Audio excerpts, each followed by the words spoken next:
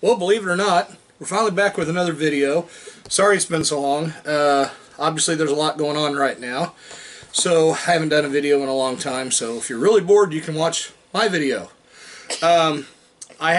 Obviously, like I said before, I haven't been spending a lot of money on movies lately, but since we've last shot a video, I've had Christmas and a birthday. So, and also I'm going to start including some of my non-horror titles, even though it's still going to be predominantly horror after all this is hunger for horror. Excuse me. My son Wyatt is here, as he oftentimes is, and kind of wants to hang out with me as we go through these things. Mm-hmm. Wait. Never mind. His mother's talking to him. Also, we have another video currently in progress on my channel. It's actually done. We just haven't uploaded it yet. Oh, yeah. The video camera hasn't recorded it, but, so it's, like, still saved on the video camera. We just need to transfer that footage to YouTube, wait for it to upload, do everything correctly, right, and then it should be up. Anyone that does these probably already knows, and some of y'all may not do these videos, but you watch anyway, which we appreciate very much.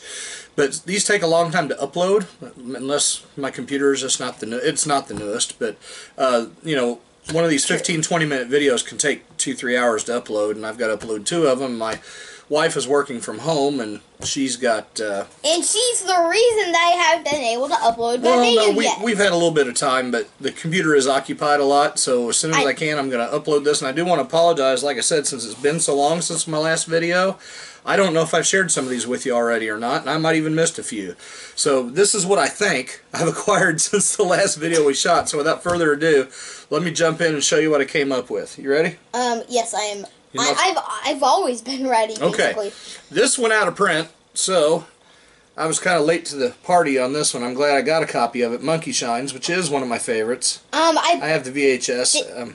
Didn't you say this the sequel to The Shining? No, has nothing to do with it. Oh. What this is about a man who becomes disabled, whatever term you like. I'm not very politically correct, so if you're offended, I apologize. Anyway, he finds himself wheelchair bound.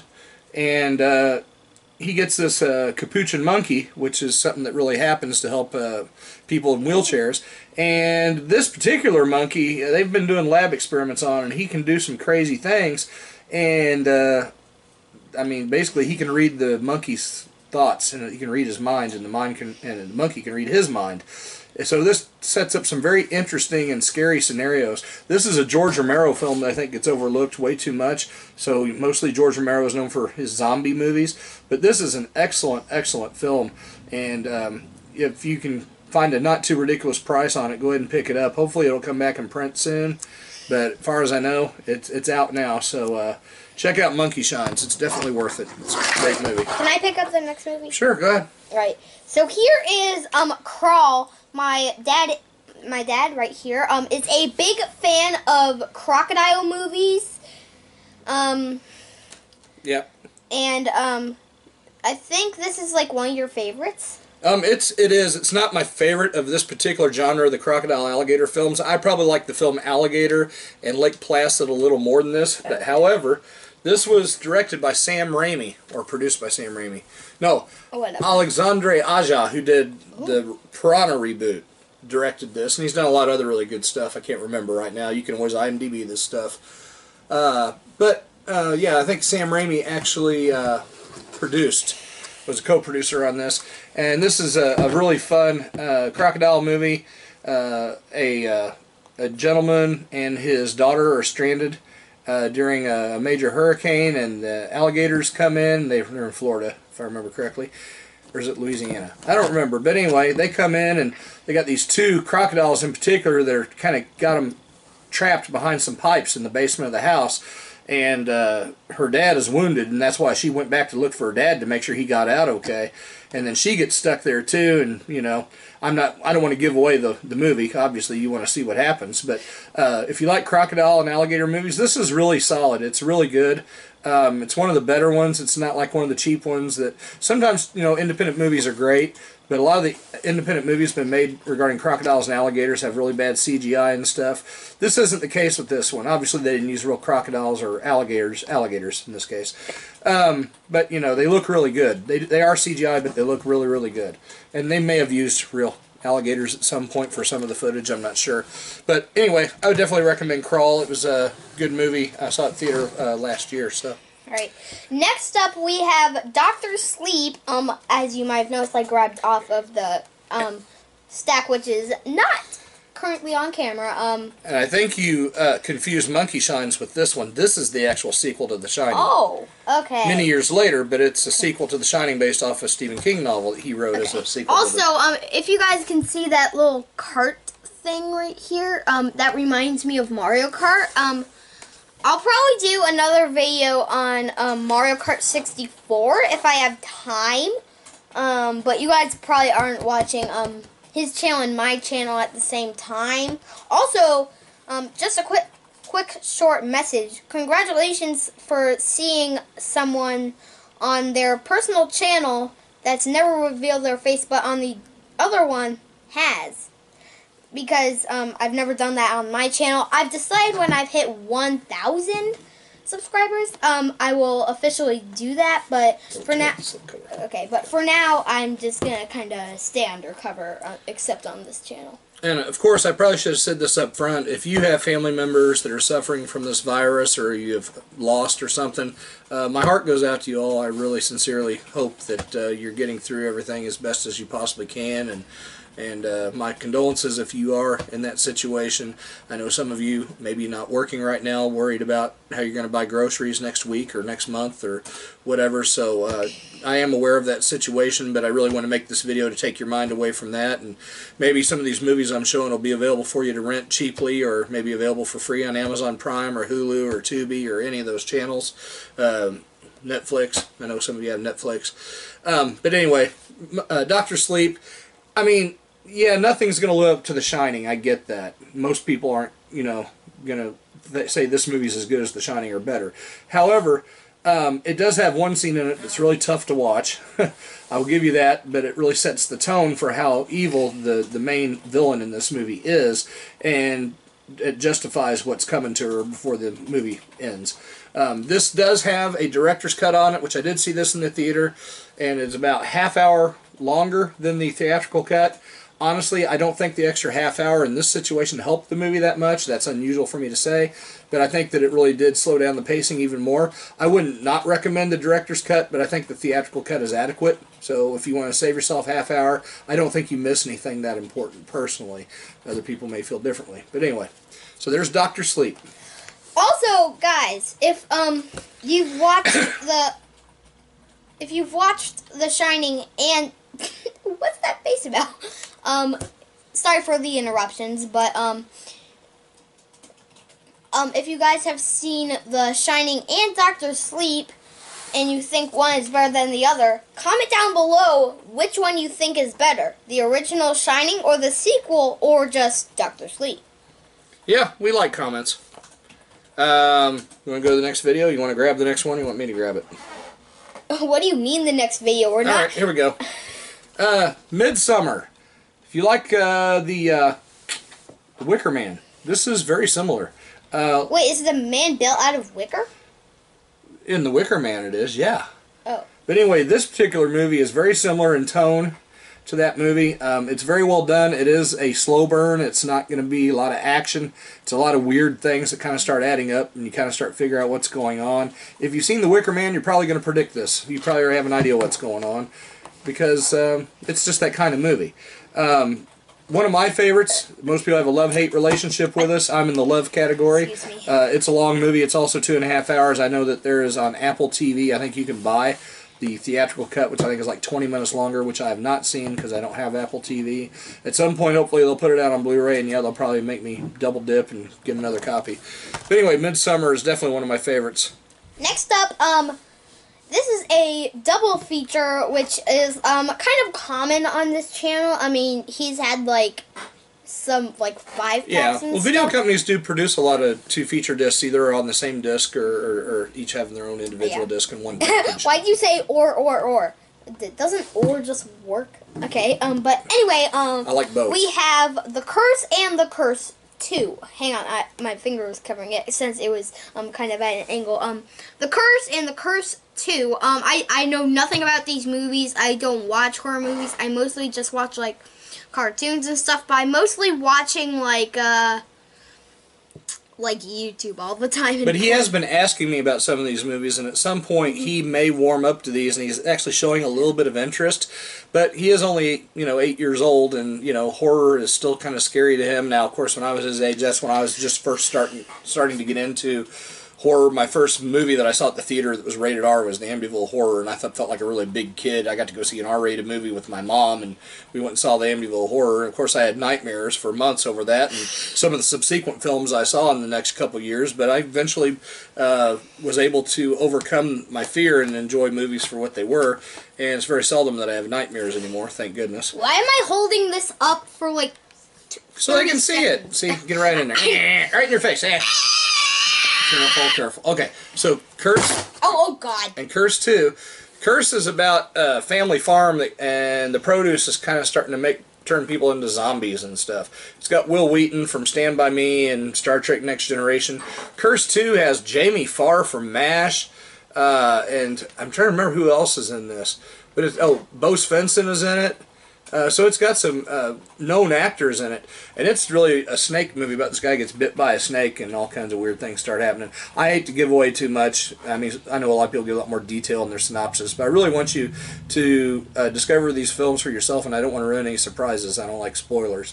So I try to give you a very basic rundown and whether or not I think that they're worth your time, and both of these are good, and most people would agree that Curse 2 is actually a little bit different and a little better than the first Curse. They really have nothing to do with each other. You can watch the Curse 2 and not watch the Curse at all, but if you're fortunate enough to get this Blu-ray, you'll have them both, so go ahead and watch both of them. They're both good movies. Alright, next. So we have another double feature right after the other one. I don't know if this has happened yet, but I mean, we've had a lot of, 30-minute videos on this channel, so I honestly wouldn't know. I don't keep track of all the movies since I'm not, really, super interested in horror movies, but anyway, we hope you are, though. Enough if you're watching this channel, you probably are. Enough mindless chatter. Now we have, tentacles and, how do you pronounce Tentacles and Reptilicus. Reptilicus. I've watched Tentacles.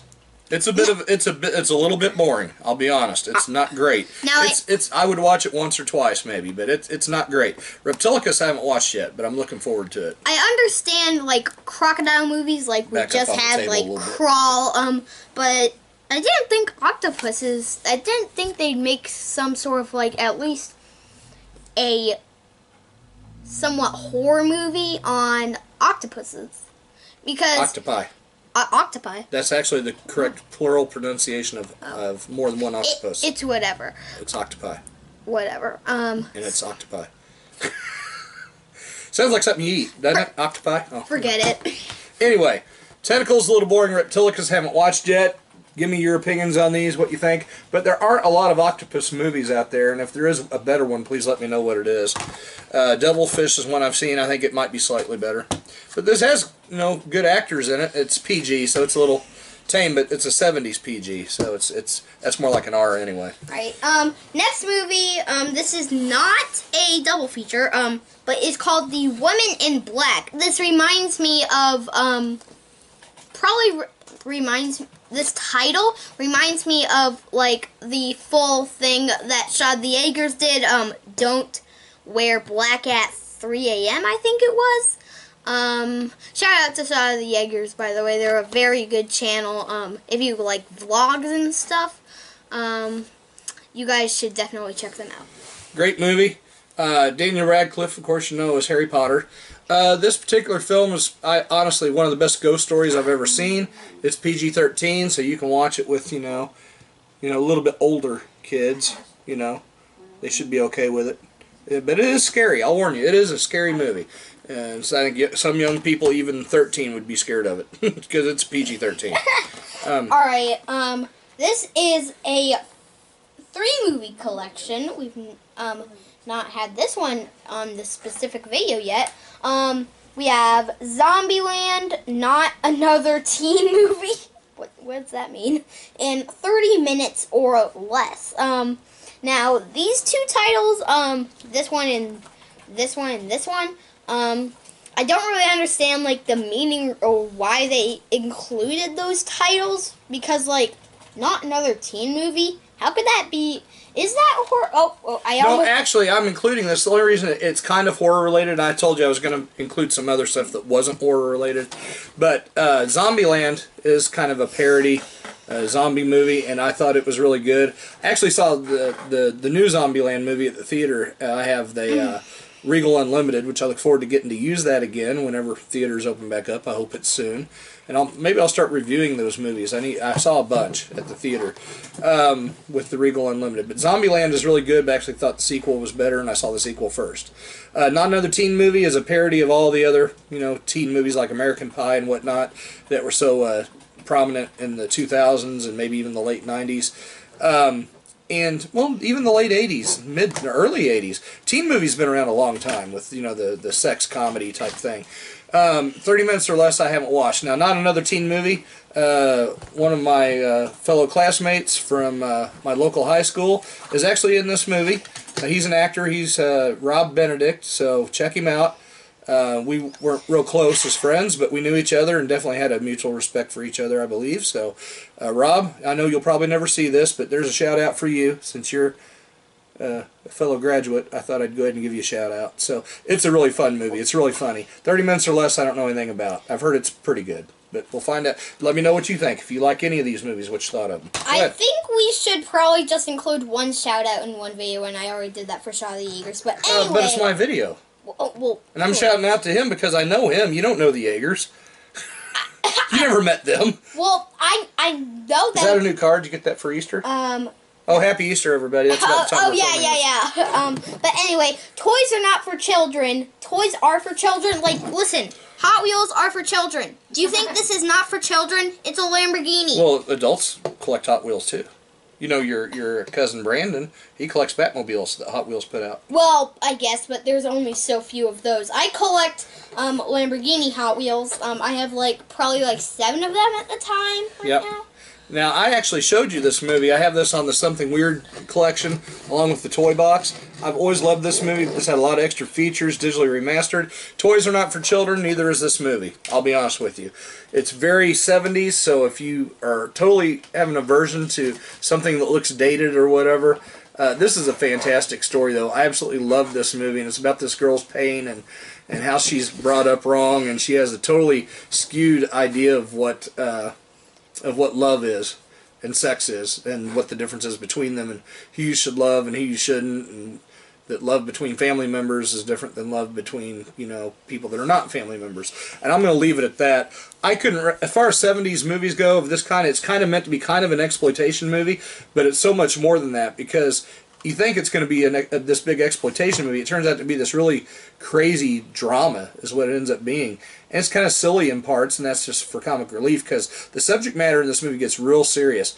And I really can't recommend this movie enough. I don't know if I'm in the majority on that, but I absolutely love this movie. This is easily a 9 or 9.5 out of 10, if not a 10 for me. I love this movie. Okay, that's all I'm going to say about that. This is Hatchet 3, I believe. But we also have Hatchet. Hatchet 2. Hatchet 2. And here's Hatchet 3. Let's just include the entire collection by order. So this is the original Hatchet. It looks upside down on the camera. It's like in mirror mode. From Mario Kart, but not. But anyway, Hatchet. This is the unrated disc, apparently. Very gory movie with Kane Hodder, because it's Jason, who I met at Crypticon. Hi, Kane. You'll never see this video, but much love to you, bud. Love your work. She might, or him. He. I don't know. Funny story. I actually got to use a hatchet. My grandma's wife is a builder, and your grandma's husband. Yeah, husband. So he'd be your grandfather. I'm sorry. She's not gay. She is not gay. Forget I ever said that. My grandma's husband is a builder, or, well, he has a lot of building supplies, and he actually let me use a hatchet. And I was like, "Are you sure? I'm only 8 years old." And he was like, "Yeah, sure, do it." And I was just like, "Okay." Anyway, if you know the legend of Victor Crowley, that's really what this involves. And the actress who plays the main character in this movie is replaced by Danielle Harris, who I also met at Crypticon last year, along with Kane Hodder. And she replaces that actress as the main character in Hatchet 2. Which is also unrated. And Hatchet 3, the unrated version. The unrated version is very gory, and they're all, basically, if you've watched one, they're all pretty much the same. Victor Crowley goes around and butchers people in very gory, sadistic ways. I have a question. Sure, go ahead. Is there any particular reason that you collected the hatchets with every single disc being unrated? Is there any reason for that? Yeah, the unrated versions are more true to what horror fans look for. They're the true director's vision, and what they didn't have to cut to appease the ratings board, which is basically just outright censorship. And, of course, they can't show those in theaters, the unrated versions, because some theater chains will not show NC-17 or unrated films. So, the unrated version is the way to go, typically. Okay. Next, we have Anna. I like this box art, by the way. A great action film. Not a horror movie, but really awesome. And the lead actress is a model. And she, you know, you think, well, models can't act, and well, some of them can't, but she actually does a fantastic job in this. And it's non-stop gunfights, and it's got all kinds of twists and turns in the plot. Definitely one I'd strongly recommend. One of those movies that kind of got overlooked at the theaters, I think last year or year before last. I think it's just a fantastic non-stop action. I love that movie. Also, I played, speaking of guns, I played Call of Duty Modern Warfare with my cousin yesterday. I actually really liked it. My custom thing, it was something, includes a P90 with some other gun. I forgot what it was, but it was a P90 with something else. Anyway, that's Anna. And after this, we have another 4, wait, but we haven't had any. We haven't had one this Anyway, yeah, a 4-pack this time, which way is up, I think everybody already knows that. But anyway, Brewsters Millions. Has John Candy in it as well. Oh, yeah! And it's a PG-rated film. That's a good one for the family. It's a remake of an older film. Okay. So, Car Wash. Okay. One of Richard Pryor's early first films. Never heard of him. Bustin' Loose. And Bustin' Loose, also with Richard Pryor, which it actually says right on the cover.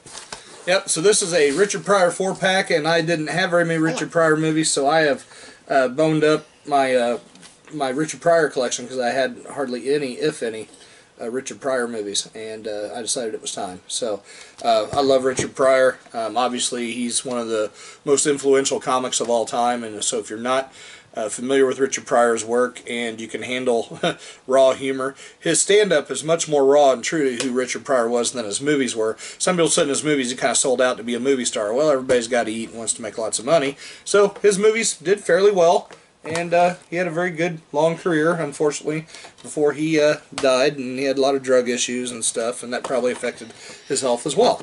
Alright, we have a 3-pack, including a book. Okay, let's keep this it's box American Horror Project. I think it's unnecessarily thick. But actually, it's a collector's edition. It's a limited edition, and I didn't get the first one of these, which now sells for ridiculous prices on Amazon. Or I don't know if it sells for that, but people are trying to charge that much for it. I don't know how many they're actually selling at $150 or whatever. All right. Next, in this. So it comes with a collectible book with lots of color pictures, some of which may not be appropriate, so I won't show them to you. Okay, gotcha. Anyway, we have The Child. Also, I hate yellow glowing eyes. That is just like the worst nightmare. And I featured this one earlier on an earlier video. It's part of the Something Weird DVD collection, which is out of print now, and this is a much better copy of this film. And if you can get this before it goes out of print, I would definitely recommend this American Horror Project. This is worth it alone, as far as I'm concerned. I haven't watched the other two, I'll admit, so you can tell me what you thought of them if you've seen them. Next in this 3-pack, we have The Dark August, which honestly, in real life terms, makes no sense because during summer the daylight is more long, so Well, it does get dark at night. I mean, you know. Well, yes, but like. But I think they mean dark in tone, like sinister, evil. Oh. You know. Okay, that is understandable. Okay. And lastly, in this 3-pack, we have Dream No Evil. I know nothing about this. I mean, the cover doesn't really say anything about the movie. It's just like weirdly colored and background's kind of funky. I don't know. But this is a very nice collection put together. And that, like I said, the main reason I wanted it was for the child. I wanted a really good, solid Blu-ray of the child. And since it was a limited edition, I thought, well, it may not reprint it after this. Somebody might not pick it up. So usually with these things, if you have the money and you see it and it's available and you want it and you can afford it, pick it up. Because chances are you may not get another chance sometimes. So anyway, American Horror Project 2. And there's the big box set.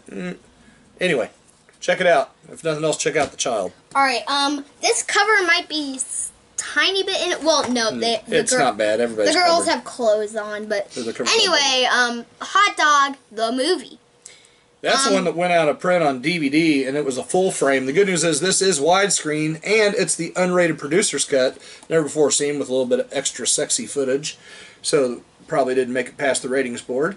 And this movie is one of the best 80s, quote, sex comedies I've ever seen, and it just happens to have some fantastic skiing in it. It's definitely the best of the skiing comedies that I've seen, and there have been some good ones. But Hot Dog, this is the... I was so glad that... who put this out? Synapse. Synapse Films put this out, and they haven't put out a lot lately, so they really did a 4K scan on this, did an amazing bang-up job on this. So if you, whether or not you're a fan of this film or not, if you're a fan, you're going to love this. If you're not, you're going to become one. I would say, especially if you grew up in the 80s, you're going to kind of, bond with this, I think, because it's that style of movie that you've seen probably before. Alright, we've had another Crocodile movie already on this video. I almost called this video a movie, which it sort of is. But anyway, Killer Crocodile. And this is the limited edition with the slipcover because it also has Killer Crocodile 2. I didn't even notice it was a 2-pack. And I've watched Killer Crocodile. Have not watched Killer Crocodile 2 yet. Well, Killer Crocodile is fun. The crocodile is very fake looking. I'm not gonna let you go into this blind totally. It's a fake looking crocodile. It doesn't look real at all. It was before CGI. It's low budget. I think it's Italian or Spanish. I think it's Italian. Anyway, a fun crocodile movie. If you like crocodile movies, nowhere near in the upper echelon of these types of movies, but still fun and worth a laugh or a look or two. Crocodile 2, don't know yet. If you've seen it, tell me what you think. I know other people have had this for a while and reviewed it and gave it, decent average to better reviews, I would say. Right. I grabbed 2 movies this time. The second one being Overlord. This is basically Wolfenstein. If you're familiar with the video game Wolfenstein, it almost dropped out. This is basically Nazi zombies run amok, causing all kinds of chaos in a war. Actually, a really fun movie. Saw it at the theater, loved it. I'm not going to say anything more about this. I won't give anything away, except this is a great, if you're a zombie movie fan, this is a must-see. Alright, anyway, we have another double feature. Again. We have The Night of the Sorcerers. Mm-hmm. Okay. And The Laurel's Grasp. Yeah, and I like the Laurel's Grasp. Actually, I think I like I don't know which, I can't remember which one I like better. I liked them both. But I think if I remember correctly, the Night of the Sorcerers was a little bit harder to get through. I think I like Laurel's Grasp a little more. Neither one of them are fantastic, but these two movies usually run about $12-13 on sale, I think. So if you Laurel's Grasp, I know, is one that a lot of people looked for a long time, went out of print, so now it's back. Shout Factory stuff does tend to go out of print after a few years, so kind of like Monkey Shines. So grab it if you want it. So next up, I just wanted to get this out of the way. I don't want any of you guys getting nightmares from this cover. This is personally the creepiest cover I have ever seen out of all my horror movie scene covers. But anyway, Annabelle Comes Home. I'm only going to show that cover for a second because I don't want any of you viewers getting nightmares. However, I know you're horror fans, and I want you to get scared. No, stop it! Get away! Annabelle Comes Home. If you're familiar with Annabelle Conjuring series, you already know what you're getting.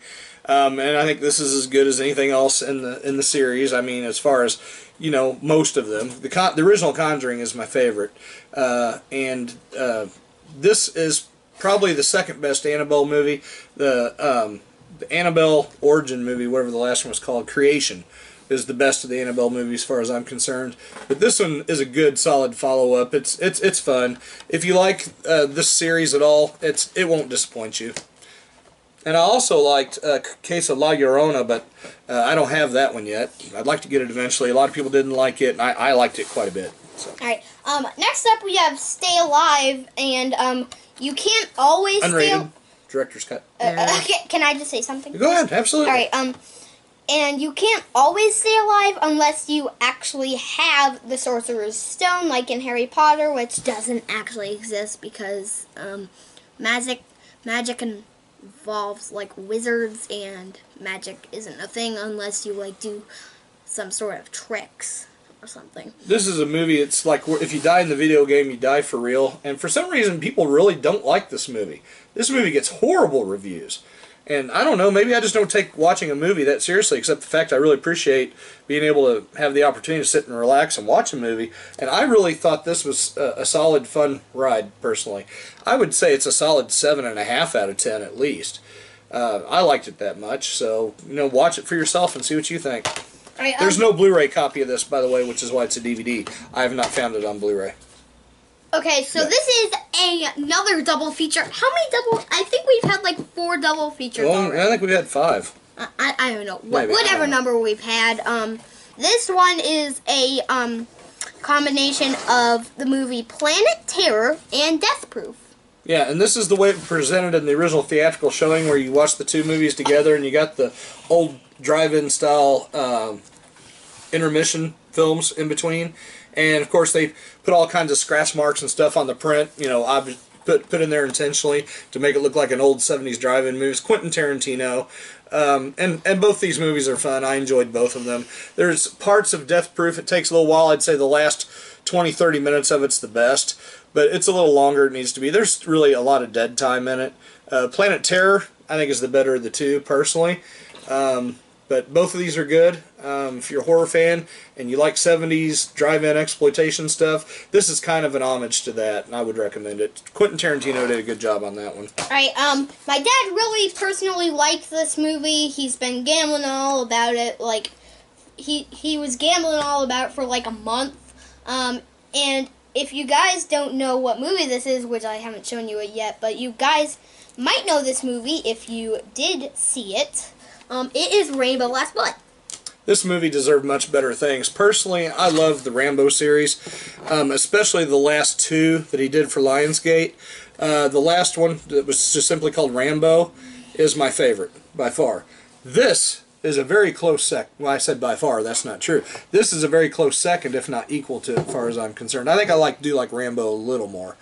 But this is very, very good. Basically, his niece, who he's practically a father to, he has to go basically take care of some people that didn't do very nice stuff to her. And I don't want to give too much away, but this is a great revenge film. It's a great Sylvester Stallone film. It's an action film. It's very bloody. It's brutal. If you saw the brutality in the last Rambo film, much like what you saw in that, you're going to find here as well. Except this time it's more personal than in the last film, which I think is what gives it kind of that special kind of flavor that the one before this that preceded it didn't have. Everything's much more personal in this. I think you feel for Rambo emotionally even more so in this movie than you have in any other film, maybe except for the first one. So anyway, Rambo Last Blood, probably my favorite movie last year overall, period, counting horror movies and everything. Even though horror is my genre, this movie blew them away. It was great. Well, this one and Richard Jewell are the 2 movies that I saw last year. I think were both the best movies. And of course, Richard Jewell is a Clint Eastwood directed drama about Richard Jewell. If you don't know that story, I would suggest you don't research it. let the movie unfold, and so you can let it take you for the ride, because it's a really, really good movie and a great portrayal of some of the injustice that can take place to people in our government and through the media. In case you aren't aware of that, that does happen, unfortunately. Okay. Told ya he liked the movie. Yeah. Anyways, we have the movie Corruption. Once again, the cover isn't horrible, but I have a surprise. No, don't show that cover. There is another cover on the inside that's even more brutal than this one. It's got some nudity and a lot more blood, but it's the same picture, basically. This is a Peter Cushing film, late in his career. He just basically took a lot of all different kinds of films on, some low-budget stuff, I guess just to keep the bills paid and to keep working. He wanted to work. And actually, a lot of people complain about the ending of this movie. I didn't have a problem with the ending of it. I thought this was a really fun movie. This came out courtesy of Grindhouse releasing, I guess. They don't put out a lot of stuff, but what they do put out, they do a great job with. A lot of special features, great picture and sound quality, just a fantastic job. Grindhouse always does a great job, and this movie is definitely worth a look. I really liked it. Alright, we have another triple pack. Now, we've had a couple Richard Pryor films on here, but this triple feature is entirely on Richard Pryor. So is the 4-pack that we showed earlier. These are all Richard Pryor as well, but these are Blu-rays. See No Evil, Hear No Evil, and Stir Crazy are probably my favorites. The Toy is another movie that's okay to watch with the family. It's got some slightly inappropriate stuff in it, but it's PG. PG back then was a little rougher. This was before PG-13, I believe. And The Toy has Jackie Gleason, so a legendary comedic actor. Stir Crazy is a great vehicle for Gene Wilder and Richard Pryor. They did Silver Streak together, and that kind of started the whole thing, I think, for them.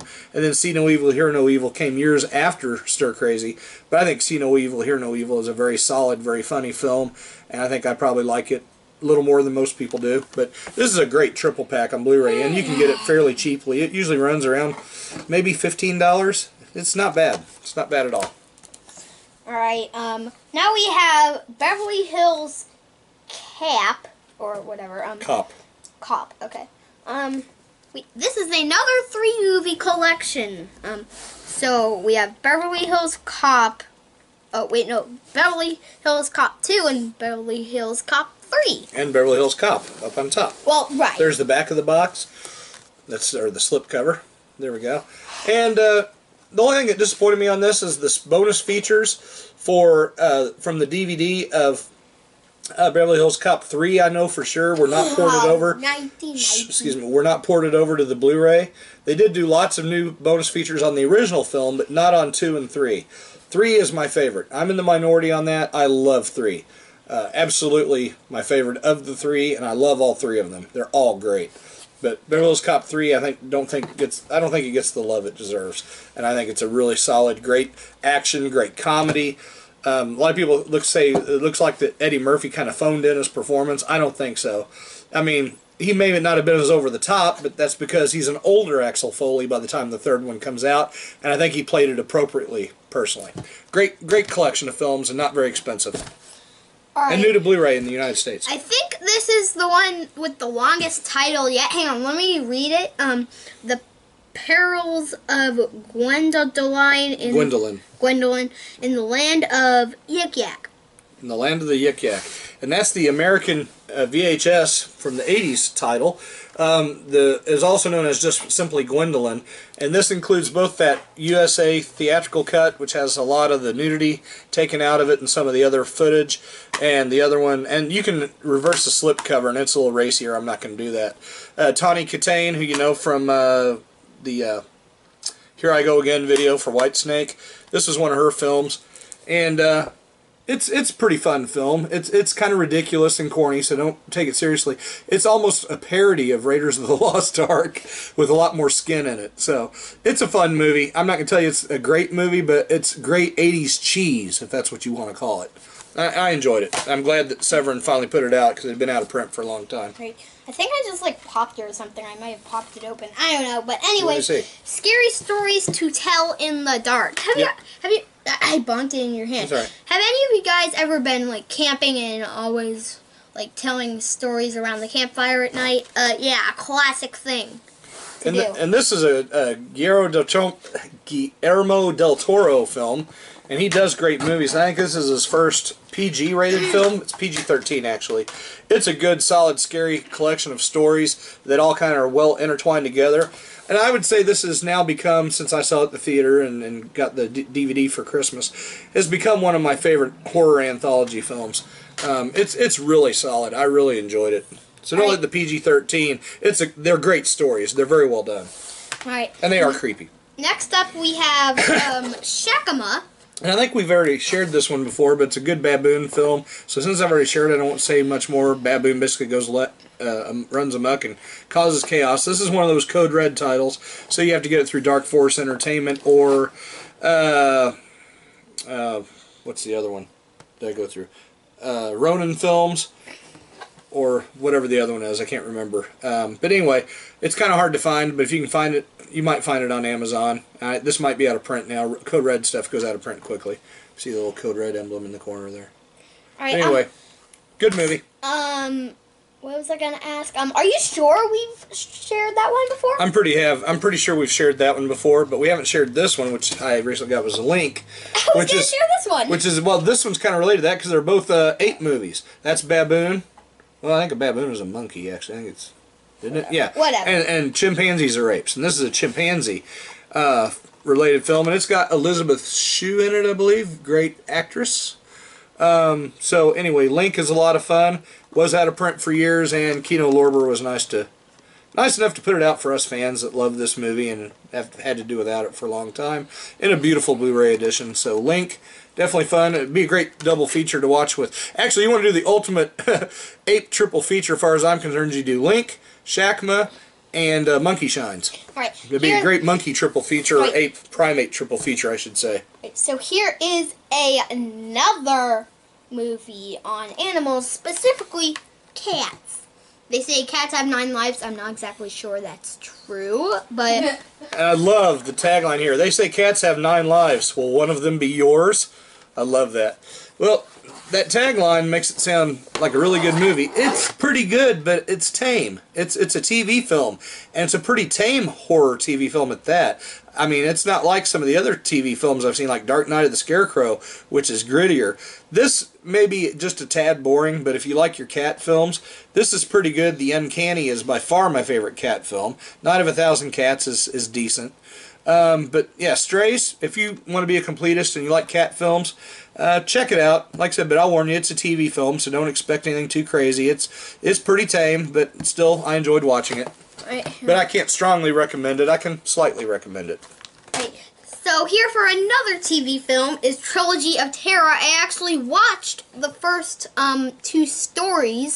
Spoiler, there is like a compilation of stories. This is basically like a triple story one movie / compilation which we call an anthology, just like Scary Stories to Tell in the Dark. And this film, it has Karen Black plays different characters in all 3 of these story segments. So if you're a Karen Black fan, chances are you probably already know what this is and have seen it probably numerous times by now.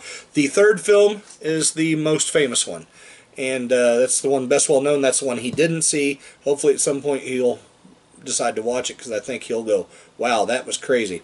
And it is. And this is one of the best horror TV films ever made. I'll be honest, it is really, really good. And I'm glad that Kino Lorber put it out on Blu-ray. Alright, so since that one was an anthology, so somewhat a triple feature, but this one is really a triple feature with Chained Heat, Red Heat, and Jungle Warriors. All inappropriate for him.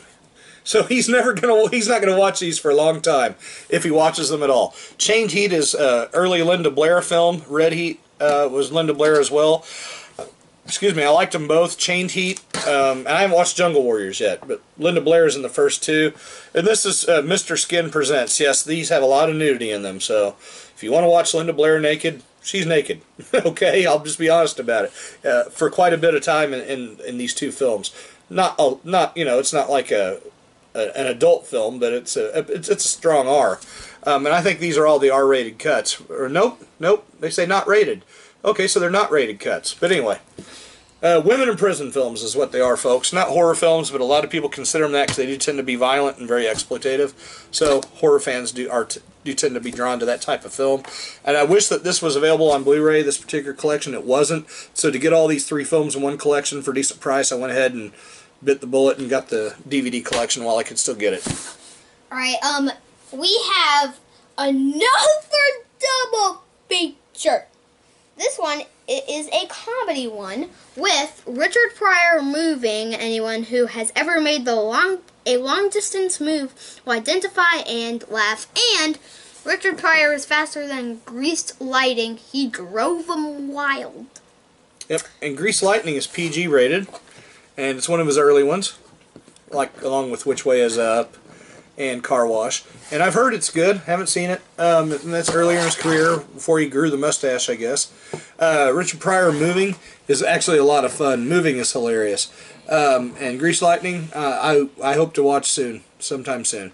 But yeah, I liked Moving more than probably most of the reviews I've seen. But I think people view it a little more charitably now that he's been gone. So sometimes movies take a while to find their audience. A good example of that was Halloween 3 Season of the Witch. A lot of people were all bummed out that it wasn't a Michael Myers related film, but once they finally got past that, years later, they realized in and of itself it's just a really good movie. It probably just shouldn't have been called Halloween 3, but that was probably a studio thing to boost, the ticket sales. I think it was a Universal picture, I believe. So anyway, because they did the second one too, I believe, Halloween 2. Alright, next one up we have Evil Speak, and it says on the top, remember the little kid you used to pick on? Well, he's a big boy now. Evil Speak, yep. This is a good good Clint Howard vehicle. Clint Howard, Ron Howard's brother, and he was really great as the Ice Cream Man. It's another good movie he was in.